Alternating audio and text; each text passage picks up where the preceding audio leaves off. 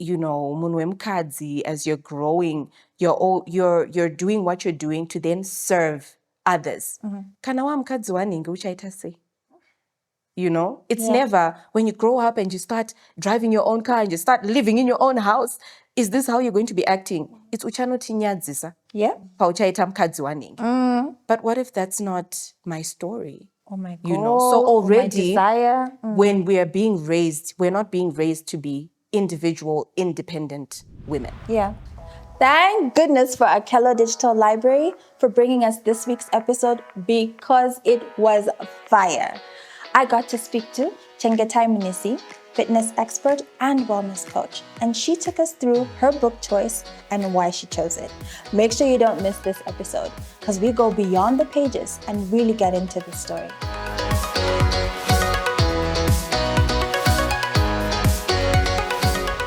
Chengi, I'm loving that you're here with us at the Tando Book Club, and I'm excited to get into the conversation. You've picked a popular writer whose twists and turns and all the emotions she evokes are just amazing. So let's jump into the conversation. Of course. Tell me the book and why you chose it. All right. So I will be talking about An Angel's Demise by Sue Nyathi. Firstly, because Sue is the girl she thinks she is. Yes. She is absolutely fantastic. She is my favorite African author. I absolutely love her and how she just lives her life through her books, and she is very open and honest about the difficulties that actually come with being a writer, a creative, a mother, a woman, an African, and I'm here for it. Yes. Authenticity is everything to me, and I love it. Okay. I can see your passion. We're on the right topic for you. And An Angel's Demise, girl. Okay. I'm on the edge of my seat. I didn't even think that that's where the story was going. Okay. You really but can't. We never know where it's going. Exactly. You really can't judge a book by its cover. That's all I'm going to say. And what a beautiful cover it is. Yes. I feel like I'm represented just looking at it. Come I feel on. like it's about me. Yes. So, okay, tell me what spoke to you? What is a theme that really gripped you? So for me, it was the complexities of womanhood. Yeah. Through Angel, she really gets into what it means to know your identity or not to know your identity, what it's like to live in a country going through war, and trying to figure out your individualism in a family and your womanhood in love. Yeah. And just trying to figure yourself out as a person. And like you said, the twists and turns, girl. And the characters are so rich, She just doesn't bring out a name without a story. Yeah. So you really get to understand the perspectives from the white perspective, because we do have a white family, which Angel is adopted into. Okay. And then the black family, which she comes from. Yeah. And they are pretty much slaves. She comes from a slavish kind of background. lineage. Okay. Exactly. Let's sort of set the scene for our audience a little bit. So the book is set in 1977, or that's where we start. Yes. And of course, the war is going on here in Zimbabwe for our independence. Angel, like you said, she's been adopted by this white family, and then she has her own black family, and that comes with complexities and nuances. And okay, let's start from there. Okay, so you spoke about womanhood and love. Let's go there. Okay, so womanhood in the sense that she is a woman, obviously, but she is a woman who is coming from a matriarchal family, which is something that I can relate to because I grew up in a matriarchal family as well. My great-grandmother is the woman that raised me. May her soul rest in peace. Yes. And just from that, I related to her, and the fact that she is trying to figure out her life and where she stands in this white family. Yeah. Because I also never grew up in your traditional mom, dad, life is perfect type of family. Like I Okay. said, I grew up with my great-grandmother Yeah. and lots of cousins, lots of aunties and uncles. So in all that, you imagine what life could have been if it was just a mom, dad, and me type of household. So But pause there. yes. Was this a conflict for you growing up? Did you wish for that typical setting? I don't know if the word typical is right, because it seems more of us than not Yes. have actually not experienced the Yeah. mother-father sort of situation. So is that something you wished for, or? Definitely, Yeah. definitely. You know, you always wonder what life could have been like if things were just a little bit different, if Yeah, a of certain course. conversation was had, or if, you know, certain realities were faced and certain truths were also brought out, Yeah. you know. But then as you grow up, you then realize why things are the way they are. Okay. And sitting here today, I'm like, I get it. You know, I get why certain things had to happen the way they did, because if they didn't, then I wouldn't be me. Yeah. And what a tragedy that would be if I wasn't me. Right. So, yeah, the young girl in me is always like, I wonder, you know.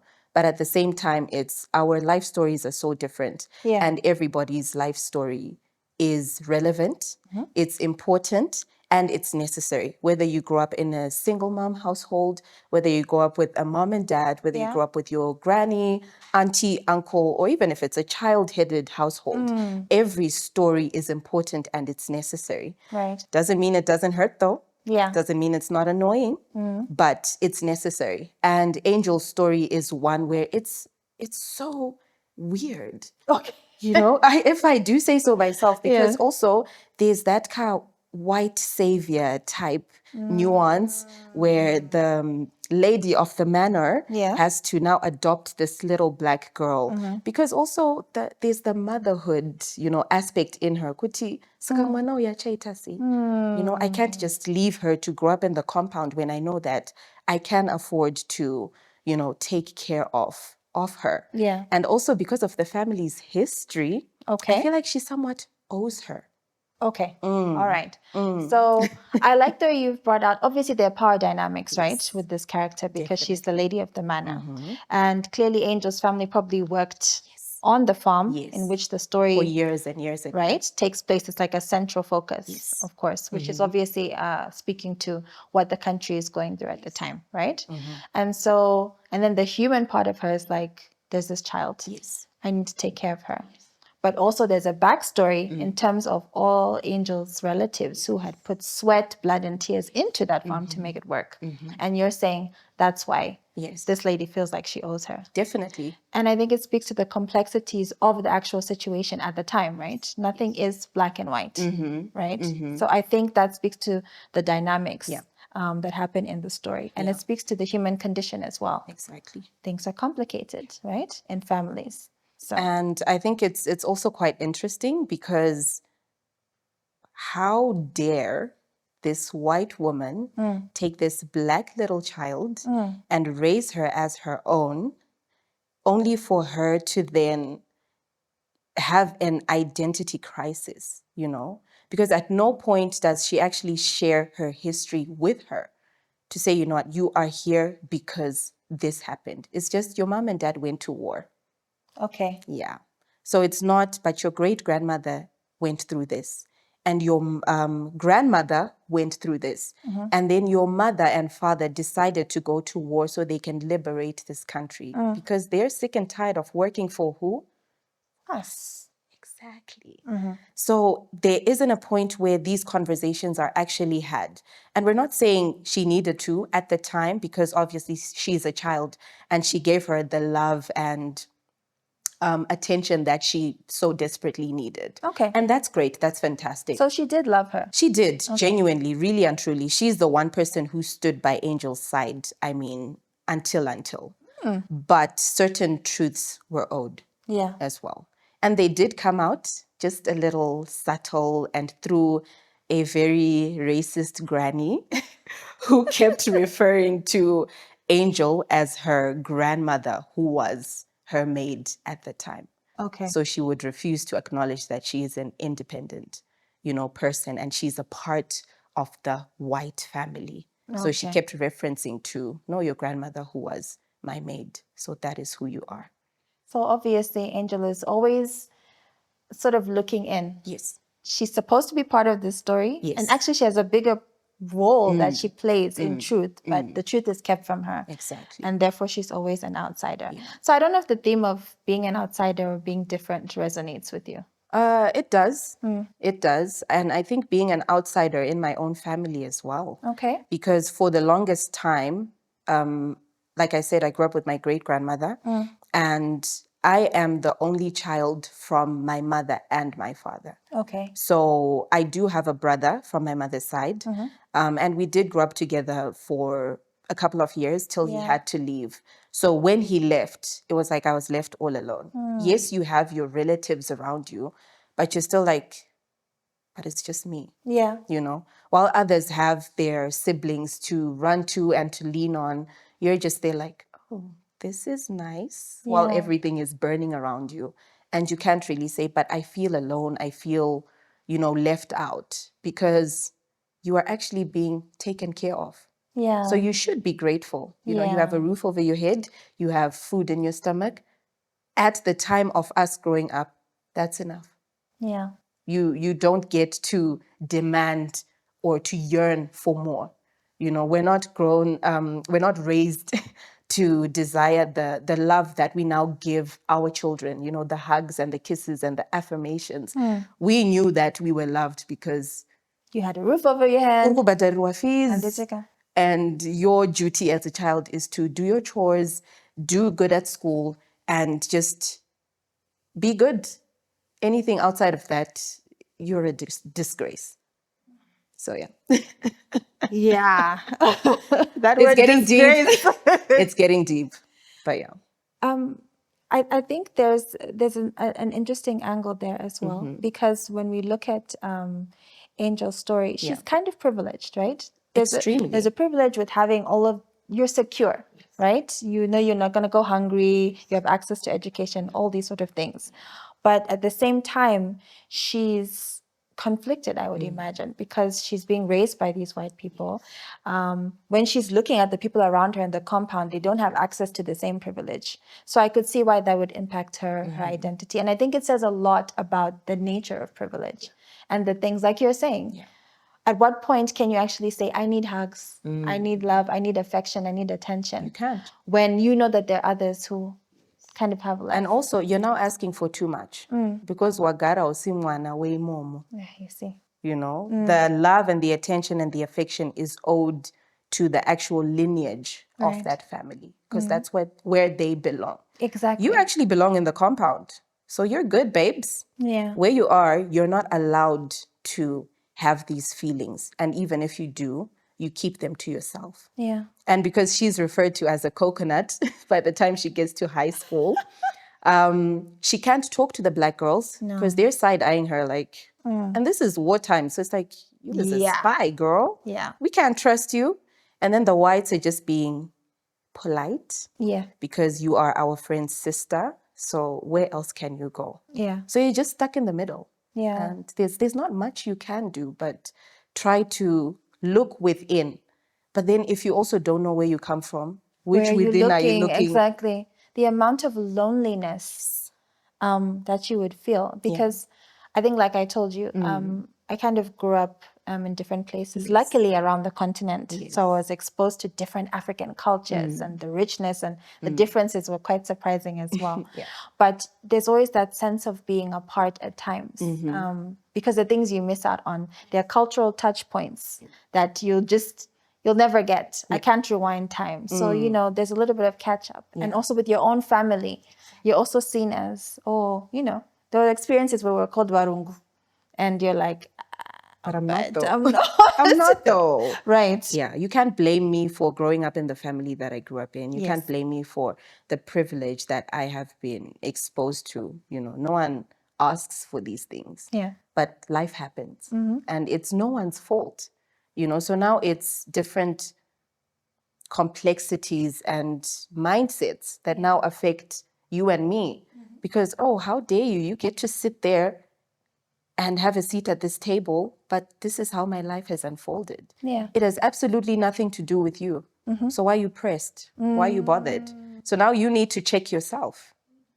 But this is the thing that comes with maturity. Exactly. When you're younger, it's an onslaught. Yeah.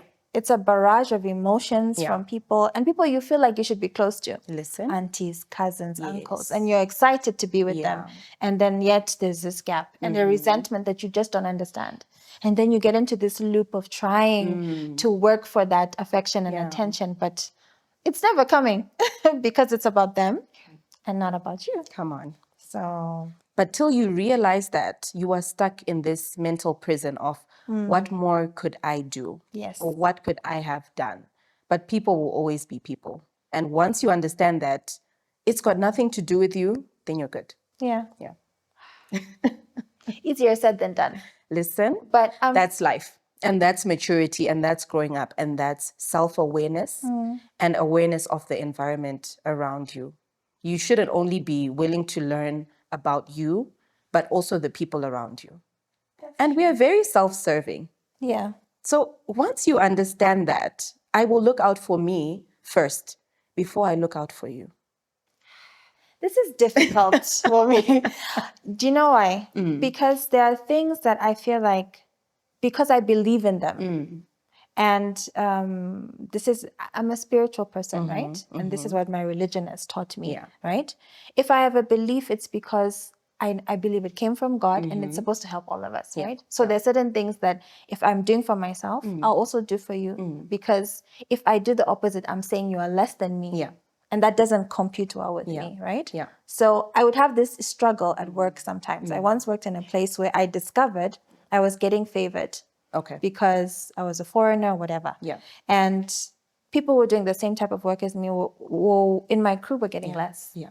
So I would try to broach the subject roundabout. Yeah. But I was told by many people, you're wasting your time. Just look out for you. This doesn't make any sense. But it made me uncomfortable that people were doing the same amount of work as me, but they were being treated less valued in a sense. So I find it difficult. I do get it. Yeah. When it comes to your child, I think obviously your child comes first. You can't throw your child to the wolves and save somebody else's Definitely. child. But there's a conflict there. But would you not then also say that that's the grace that is on your life? That is the favor that God has specifically for you? Because that exists too. It's not just negative. Maybe that's what you need in your journey at that time. And if you're putting your best foot forward, you're coming and putting in your 110%, do you not deserve to be awarded for that as well? Okay, fair enough. That's why you're in the wellness sector. Listen, I'm just saying. I'm just saying, Okay. you know, it's just a different side to it. No, it is. Yeah. It is. And the empaths in us, Yes. you know, we did have That this you've hit the conversation nail on the prior. head. Exactly. Uh-huh. We'll understand and try to be in the shoes of everybody else. Right. But at what point is it also just about you to say, but you know what? I've done this. I deserve to be here. True. Because also anybody could be sitting in these two seats. Right. But we're they're here. not. By merit. You know, you look back and you're like, we can track that these The women. years we put in. Hello. So take it for what it is. Sometimes it's just that you're good, full stop. You deserve it, full stop. You know, don't try to make it a thing that it's not. Point blank, period. Period. I like that. Exactly. So now I'm thinking, Yeah. okay, so we're present day women, and you're reading this book, Yes. and you're seeing all the things the women are going through. Yes. Were you thinking at some point, how did this person cope? Because I mean, you're in the wellness space, you believe in taking care of yourself. Yeah. Even the way you talk, the way you present yourself, it's very clear that, you know, you're always striving for that kind of balance and centeredness. Were you struck by the amount of trauma that the women went through, and how did they even cope? Yeah. You know what? I could never. You know, that's why we are born in this season and time. Right. Because I don't think we could have survived the harshness of war. You know, so all this self-care and putting myself first, it applies now. It couldn't then because we want to survive. Yeah. You know, and I want to be free. But free from what? You don't realize you're not fighting the next person. You realize later on that you're fighting a system. Yeah. And power, it doesn't automatically mean that just because you fought for your freedom, you have the power. There's still higher ups, there's still systems and all these things happening in the background that you don't know. So depending on where you are in the hierarchy of things, if you were in the compound when the war happened, you're going to stay in the compound. There's someone higher up than you who, even if you've dismantled this family today, there's a higher up family that's coming and taking their place. Yeah. And now because they look like you, I think it hurts even more. Because you're like, wait a minute, I thought it was my turn, but it's really not. And it never will be. I guess that also speaks to the mental systems as well that have to be dismantled. Yeah. Which are more intricate and nuanced, and it's like a difficult thread to pull. Yeah. Life is unfair. And war shows you that life is unfair. Yeah. Because everybody has their side. Yeah. And Sue puts it together so beautifully because she gives us the perspective of the white man, the white man who left England when it was, gloomy and in its industrial era, they can't even breathe fresh air. And they're being told there is a land in Africa, guys, Paradise. where the sunset, is amazing and there's fresh air and you've got land, you've got a fresh start. So in their lives, they're like, I need this. Yeah. Regandimborisa. Ndinoona kuti kwakamira sei. You're not thinking about the people that are already there. You're thinking about yourself and what you can gain from this system. And you get there and you realize, but I'm that person by virtue of the color of my your skin. And they sat into it, they sank into it, and they made the most of that opportunity. And our people are just there like, but where did these guys come from? Yeah. And where do they come off thinking that they own us, they own this land? But also, what can we do? What can we do? It's a huge, huge, huge question to grapple with. And it's not going to be easy because they're fighting for the power. You're fighting for your freedom. Yeah. And what's it going to take? A lot of bloodshed. Yeah. That's unfortunate. Yeah. That's war for you. Yeah. A lot is lost. And even if it's not your physical body, you're still living, you're breathing, you're going to lose somebody close to you. You're going to lose your neighbor. You're going to lose, even your mind. Yes. Because now there's certain things you can't unsee, unsmell, unlive once they happen. And I'm sure anybody who's been in a situation like that, PTSD is real. Yeah. And it's crazy. And it doesn't just come from war. It comes from traumatic situations as well. Exactly. So back to, your question, Kuti, could we have survived? Or what really struck me about the women, they just wanted to survive. And even through, being treated less than, going through rape, going through, assault even by the men in power and not high up power. It's just because I'm holding a gun. Yeah. And I can, end or your death, life, really. lie there, let me do what I want with you. Or, you looked at me or you spoke to me in a way I didn't like, slap across the face. What's that about? Yeah. So we are always at the end of the food chain. Yeah. And it breaks my heart because in as much as we're not at war now, you still see it. Yeah. We have to fight 10 times harder to prove that, no, but I'm worth it, but I can do it, and this, that, and this, that. But it's systems, babes. Yeah. Whether it's the 1970s, 2000s, 2030s, 2050s, 2060s, I'm sure these are issues that we will still be talking about because that's just where we're coming from. That's the history of our country. That is the nature of the dynamics between men and women. But that's what interests me as well, because I think there's an angle about how this has affected men as well. Yes. So you can imagine you're a man in your culture, and then an invading man comes in and removes you and creates a system to continuously subjugate you and make you less than in front of other men, in front of your wife and children. And now you have to fight. Yes. I have to. So where is he going to get that power? Thank you. So these are our grandfathers and great-grandfathers, and Yes. they're passing down certain behaviors Yes. until we get to present day, where we're looking at, yes, the girl child is getting empowered and it's necessary. And then is there that lag now with the boy child? And you're a mom of a boy and a girl. So what's that balance like? Girl, I'll be very honest with you. I don't even know. Fair enough. I don't know. Fair enough. Because the thing is, we are also raising our children for a world that we know nothing of. Yeah. We have watched technology unfold right before our eyes. We grew up playing outside. Yes. And now we saw the internet coming on. We saw telephones and how we came Cell from phones, Batan. And now we're swiping and we're doing this. And now there's AI. I'm scared. And I the don't kids know. are I'm just doing this. Thank you. I'm just a girl. I'm just a girl. And all I'm just saying is I hope that I do right by my kids, Yeah. and just ultimately help them be decent human beings, so that they're not influenced too heavily by all the negative and bad things that are going on. Yeah. So they just know who they are.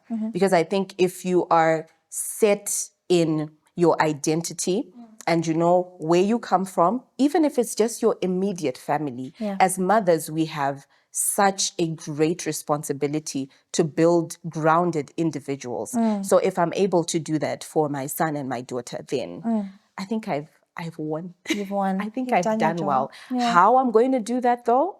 It's We'll see as unfolding. they grow, because they're 5 and 1 right now, and it's only going to change our dynamics as we grow. Yeah. Because ultimately, this is also my first time. I think we forget that. We forget that our parents are doing this for the first time. We forget that our bosses are doing this for the first time. Yes. Everybody is living this life experience for the first time. So now we then give them certain power and loopholes and all that, because we're thinking that I can't overstep this boundary. Yes, or because we've got cultural structures as well. or what they say goes. So let's see how it goes, And I think we need to get to a point where we're also accountable. Yeah. Because we don't want to be accountable. We want to leave it to the next person and say, but Tenda is the one who then said this and did this. So we take ourselves out of the equation. But we also have our part to play. Yeah. And the book also shows we all have our parts to play. When you didn't speak up, when injustice was happening, when you turned a blind eye, or when you said something when you were meant to keep quiet. Right. But it's always, but if it wasn't that, but just 10 toes down, own it, and I think I am that person. I own my choices. I own the good, the bad, the ugly, also because I'm here for the first time. So if you're going to judge me, how are you any better? Hello? If we want to start going blow for blow, year for year, month for month, day for day, we all have our moments, good and bad. Yeah. So who are you? Who are you? So I also approached the... I'm scared now, like I'm the one who came and Right? attacked you. I'm like, sorry, girl. So even in the book, I grant a lot of grace, and it teaches you to see equity. There's so much happening outside of you that you know nothing of. Especially now with... Probably never will. Exactly. With social media, we know maybe 1%. We're like, it was 5%, 10%. I'm only showing you what I want you to see. But there's so much of my life that you have no idea of. My phone will die. And you'll say she ignored my call. Yeah.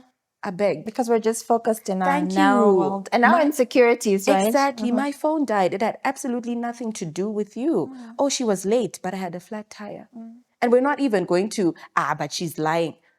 What? And even if I did lie, and then, so what?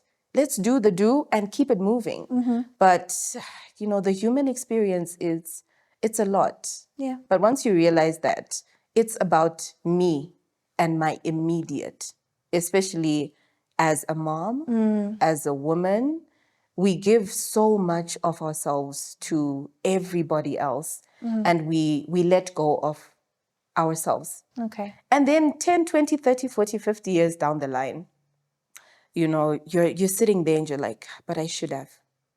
Okay. So I should have. from you, from your perspective, how do you feel like you did that? Give away so much of yourself. And because when I'm sitting across from you and hearing you, I'm like, this lady she just knows what she's doing. She knows how to self-care. She knows how to course correct. She knows how to do what she needs to do at the time. So I'm just wondering, like, when did you ever? So growing up, actually, we're always taught not to question what's going on. You just go with the flow. And from then you realize that I have no power. Till you actually grow up and you're like, but I do. When we are living under other people's roofs, we have no say, and we lose our autonomy because you can end up in my shop, you can't drop say everything. You can't say pizza.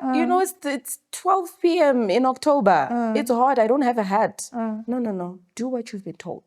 And we know that as munwe mukadzi, as you're growing, you're doing what you're doing to then serve others. Kana wa mukadzi waningi uchaita sei? It's never when you grow up and you start driving your own car and you start living in your own house. Is this how you're going to be acting? It's uchanoti nyadzisa. Pauchaita mukadzi waningi. But what if that's not my story? Oh my God. So already, when we are being raised, we're not being raised to be individual, independent women. So from there, I think from our childhood, we already know we're born to serve. And rightfully so. We are nurturing beings, I see it even with my daughter. She does things where I'm just like, girl, stop. It's like, Mama, give me my doll. I want to bereka, because she sees no. auntie who's helping me at home with her brother, and she loves, that she can show him so much love and attention. And she wants to show that too. That's just who she is. And I realized that I can't stop that, but I'm not going to change who you are as an individual, and that's how God has just made us, fair and fine, but we can still be independent in that. So it's taken me a lot of time and a lot of learning and unlearning to actually say, but you know what? I can give, just not everything. This speaks to, I think, the themes of freedom in this book, right? So there's the freedom of the country, and then there's the freedom of the individual to make choices, to try to shape their life in very difficult circumstances. And the way you're nodding, you're like, yes, this is my song, this is my jam. Turn up the volume. Right there. Right. So freedom is necessary, freedom to just be you. And you need to be very, I want to say selfish, but I'm not sure if that's the right word because it comes with its own negativity. But putting yourself exactly first. Because we only get to do this once. And once you understand that we're not coming back, we don't have a do-over, you treat life very differently. So yes, we serve and we show up, but ultimately, this is your life experience and it's yours alone. So when you're lying there at the end of the day, are you sleeping 100% peaceful, knowing that I've done my best and I'm living my truth and I'm following my purpose, I'm living in my passion? If you cannot answer those questions, then you make changes. Otherwise, what you're not changing, you're choosing. And if you're choosing that, make sure that 10 toes down, you're like, this is it. This is what I want. All right. And on that note, what we want to do is to come back after the break. Getting into our rapid question segment. Awesome. And then get on with the rest of the program. I mean, I could talk to you for hours. Listen, there aren't enough hours in a day. If we start to talk, because baby, this is just an introduction. Let's get into it.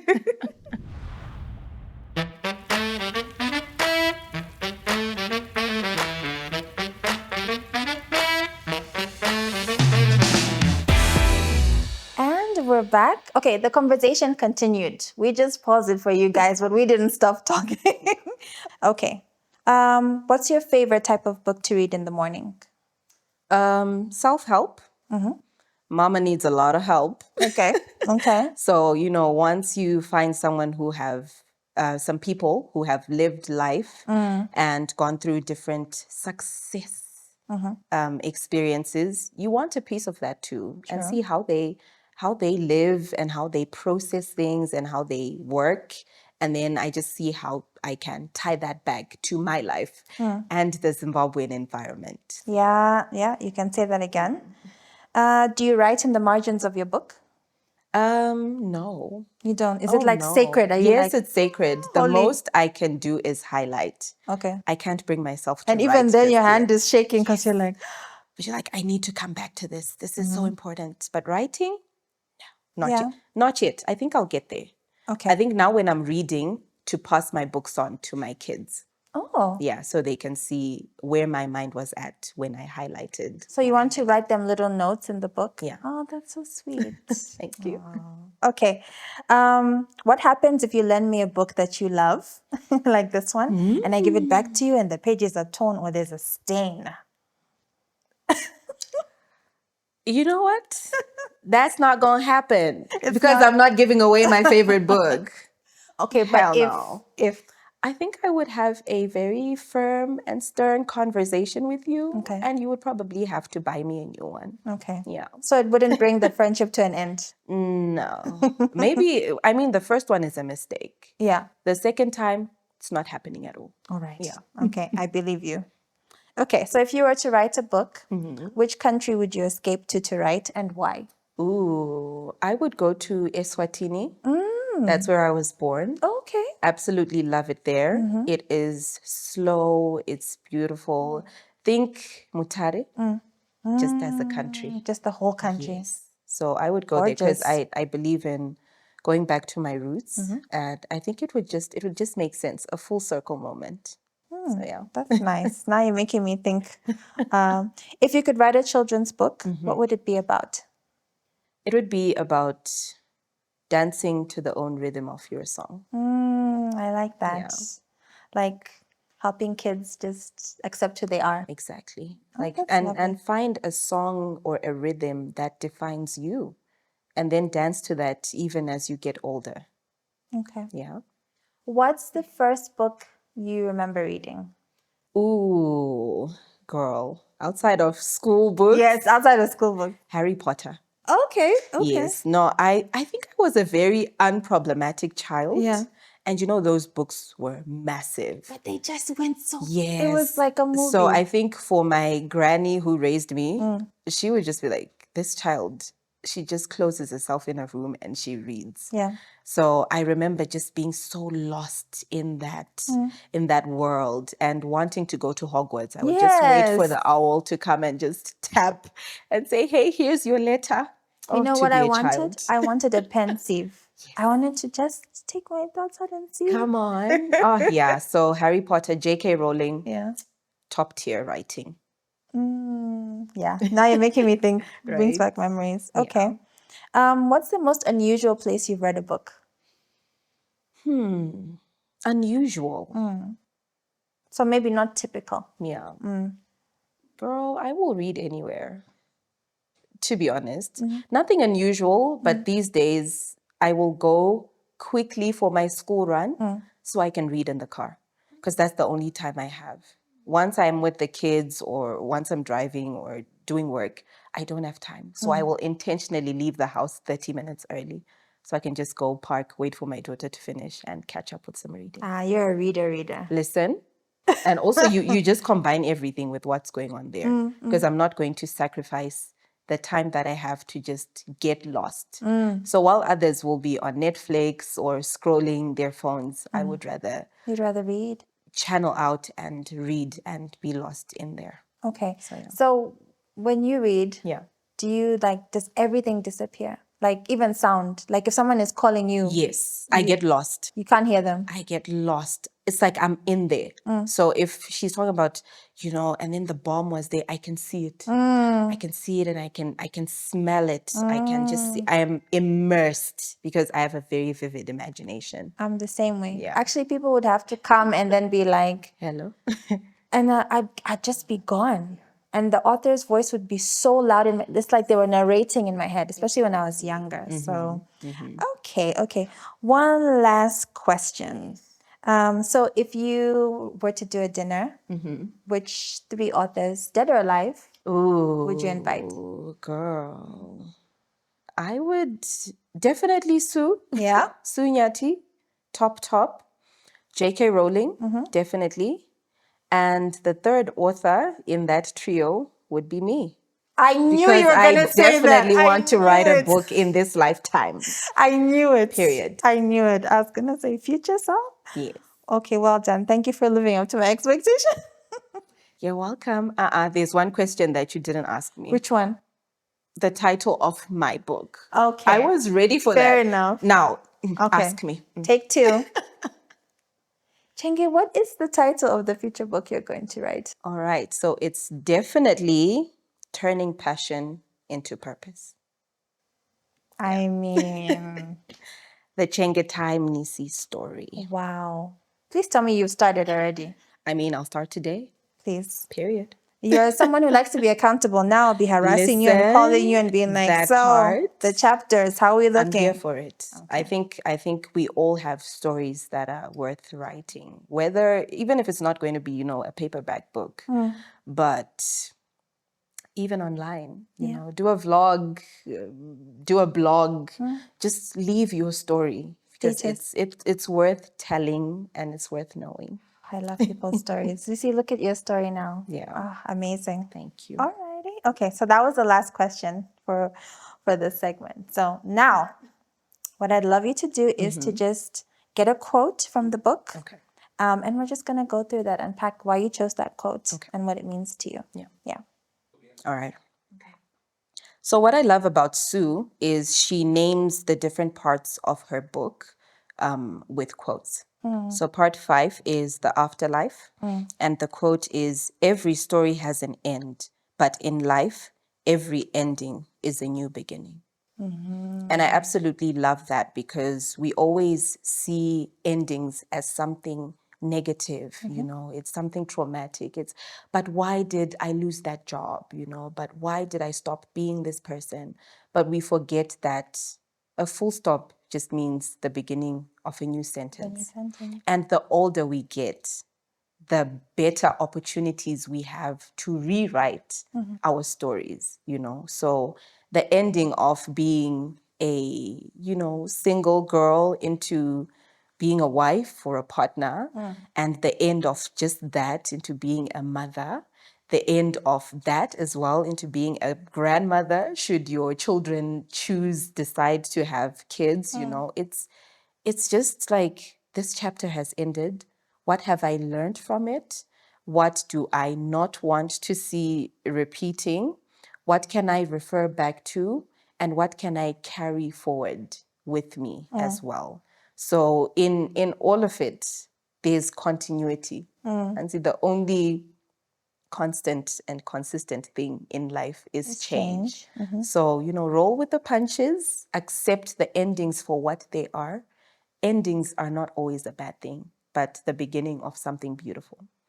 And we need to accept that. So I really love, how she actually ends the book on this note to say all this drama and nonsense has happened, but it doesn't mean it's the end of the drama and the nonsense. But you decide that at some point, I'm going to take ownership of the nonsense and the drama, make it a part of my story, and grow with it and go with it. Okay, so that's the end of that book. But in your story, what chapter have you just closed that's taking you to a new beginning? That's a good one. Oh my gosh. You set it up. I walked straight into that one. Straight into that one. So I think it's, that's a good one. Have a think. Yeah. So it's the end of actually a very significant relationship in my life. Oh, okay. Yeah. It's something that I never saw happening. I never thought I would experience, but I am deep within. Okay. It's something that I can't really get into much detail of, but it's such an apt ending and a necessary ending because it's an ending of the person I thought I was and stepping into the person I actually know I can be, and it's opening me up to so much peace and happiness and joy. And it's something that I want my children to remember me for. Oh. So it's so, girl, like, I actually love that you asked me this question, because now it's actually sinking in, and it's scary, but necessary. And I love the person that I'm becoming. And I love how you were saying, what you think of me and how you see me. And it just solidifies that this ending is indeed the new beginning that I need. Oh. Yeah. I'm very happy for you. Thank you. I'm very happy. Thank you. Oh, I like that. You see, I'm getting emotional. I don't know what Yeah. this story is about. I don't know. I But I love guess that. that's life. And don't you like how when you are very focused on, I think, your truth and your purpose, how your environment actually really reflects that, right? does. So who you used to be was in alignment with certain people, Yes. certain behaviors, even though you dressed, right? Yeah. And then now you get into a new phase. Yeah. And then they fade away. And sometimes it's very difficult. It is. But if you stay focused, it can be a beautiful kind of pain. Yeah. Right, that allows you to become the next. If you embrace it, otherwise it's such a struggle. And you also realize that all things are working for your good, even when you don't understand it, even when it's painful, even when it doesn't make sense. But when you look back, at some point, it will add up. Yeah, It'll make sense.